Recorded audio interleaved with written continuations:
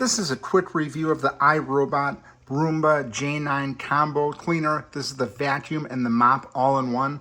I pretty much don't use it for the mop feature. I just use it for the vacuuming. It just does a phenomenal job. This is an upgrade for an older Roomba that I had. It just wasn't working properly, so I wanted to upgrade to this one, and I'm very pleased with it. Overall, you can see it looks a little bit different than the older ones. The other ones had the three buttons right here. This one just has the button right here. Same base and everything, where it has the badge inside, has the extra badge right there. But this self-clean base, it's phenomenal. If you don't have this base in the older Roomba, you absolutely want to pick one of these up. It's just great.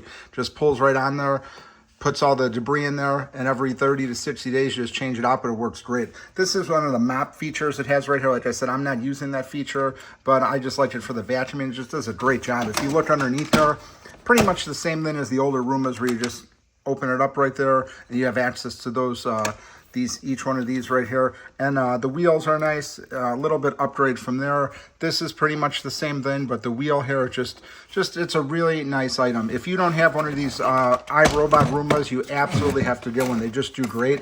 Just makes vacuuming so much easier. It creates a map of the house.